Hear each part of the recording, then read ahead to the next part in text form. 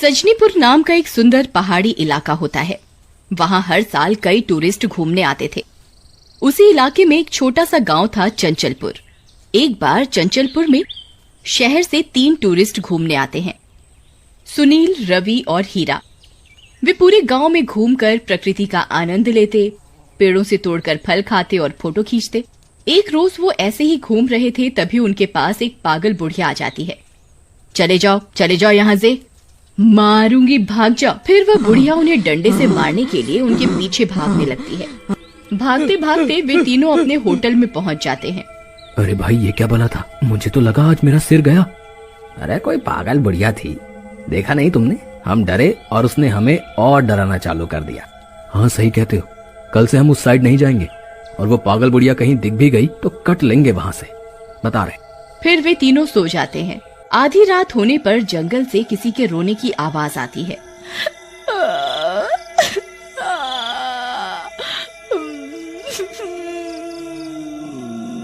भाई सुनील, भाई हीरा, उठो, देखो लगता है कोई रो रहा है।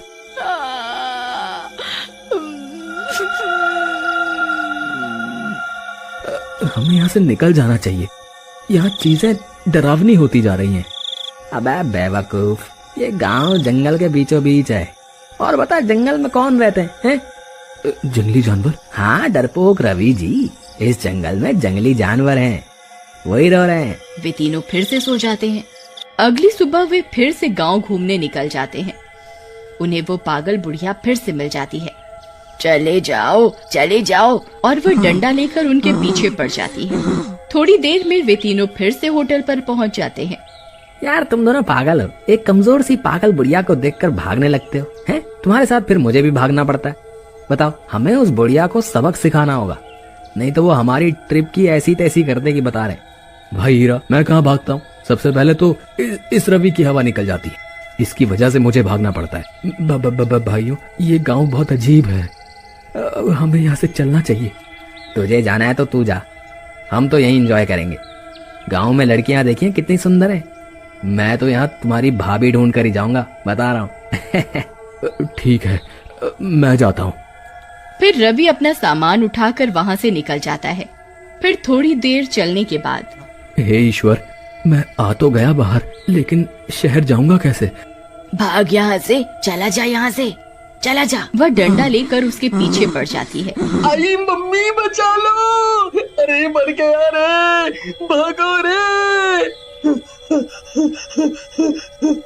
बुढ़िया से बचने के लिए वह जंगल में घुस जाता है। थोड़ी देर में उसे एक बस स्टैंड दिखता है। अरे वाह, बस स्टैंड, बस अब कोई सवारी आ जाए और इस मुसीबत से मेरी जान बचे। थोड़ी देर में वहाँ एक टैक्सी आती है।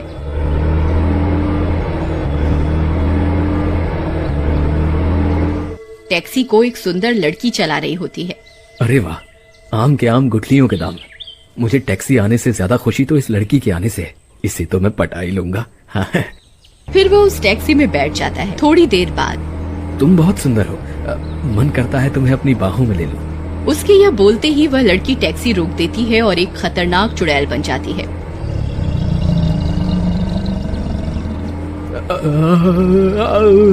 ले बाहों में राजा, आजा, जल्दी आजा। कौन हो तुम?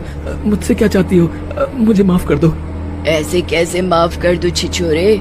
तुम शहर के छिछोरे आकर गांव की भोली भाली लड़कियों को तंग करते हो, इसकी सजा तुम्हें जरूर मिलेगी। फिर वह चुड़ैल रवि को मार देती है और उसकी लाश जंगली जानवरों को खिला देती है। वहीं दूसरी ओर हीरा और सुनील अपने कमरे में सो रहे होते हैं।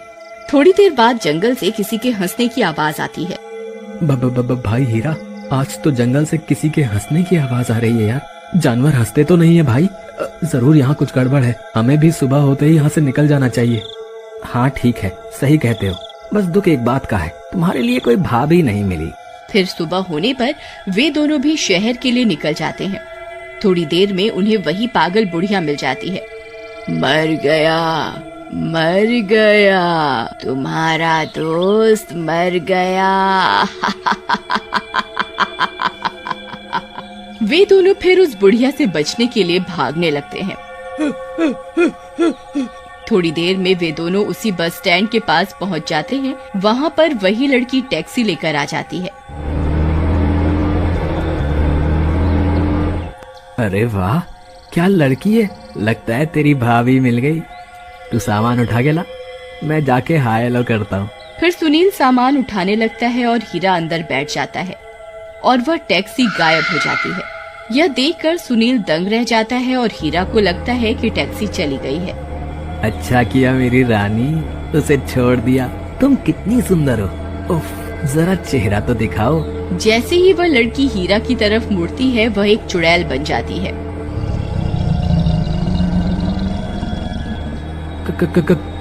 कौन हो तुम? मुझे जाने दो। अब तो नरक में ही जाएगा तू शहरी छिछोरे। फिर चुड़ैल उसे मार देती है और लाश जानवरों को डाल देती है। वही सुनील भागा भागा उस बुढ़िया के पास पहुंच जाता है। मर गया ना तेरा वो दोस्त भी। अम्मा, क्या आप जानती हैं कि ये सब क्या हो रहा है? हाँ, वो चुड़ैल मेरी ही बेटी है। कुछ साल पहले यहाँ शहर से एक टैक्सी में कुछ लड़के घूमने आए। उन्होंने मेरी बेटी को बहला फुसला कर टैक्सी में बिठा लिया और फिर बेरहमी से उसे मार दिया। तब से वो चुड़ैल बन गई। पहले उन टैक्सी वाले लड़कों को मारा और फिर अब जो भी इस गांव में शहर से आता है उन्हें मार देती है। पर अम्मा, ऐसे तो लोग इस इलाके में आना ही बंद कर देंगे और कई लोगों की आमदनी छिन जाएगी। और हर कोई लड़का तो एक जैसा नहीं होता ना। मैं हर लड़की को अपनी बहन की तरह देखता हूँ। इसका कुछ समाधान बताओ अम्मा। ठीक है, तुम रात 12 बजे आ जाना। मेरी बेटी मुझसे 12 बजे मिलने आती है रोज। फिर 12 बजते ही वो बुढ़िया की झोपड़ी के पास पहुंच जाता है। थोड़ी देर में वह चुड़ैल वहां टैक्सी लेकर आ जाती है। कौन है ये? कौन है ये माँ? सुनिए चुड़ैल जी, मुझे अम्मा ने सब बता दिया है। मुझे आपकी मृत्यु का बहुत दुख है, लेकिन आप हर बेगुनाह को मारेंगी तो ये इलाका भूतिया घोषित हो जाएगा। तो क्या करूं? ऐसे ही अपने यहाँ की भोली भाली लड़कियों को परेशान होती देखती रहूं? नहीं चुड़ैल जी, इसके लिए मैं एक मंदिर बनवा देता हूँ, वो भी गांव की सीमा पर, और वहाँ लिखवा देता हूँ कि इस गांव की लड़कियों को जो गंदी नजर से देखेगा उसकी मृत्यु निश्चित है। इस तरह गांव की लड़कियाँ हंसी खुशी रह पाएंगी। ठीक है, पर किसी ने भी अगर गांव की लड़कियों को तंग किया तो मैं उसे नहीं छोड़ूंगी। ठीक है चुड़ैल जी, ठीक है चुड़ैल जी। गुनहगार को सजा मिलनी ही चाहिए। कम से कम बेगुनाह लोगों की जान तो बचेगी। मैं कल से ही मंदिर बनवाने का काम शुरू करता हूँ चुड़ैल जी। फिर सुनील गांव की सीमा पर एक मंदिर बनवा देता है। साथ ही लिखवा देता है, गांव की लड़कियों को गंदी नजर से न देखें, नहीं तो मृत्यु निश्चित है और सभी टूरिस्ट का दर्शन करना अनिवार्य है। ये बात हर जगह फैला देता है।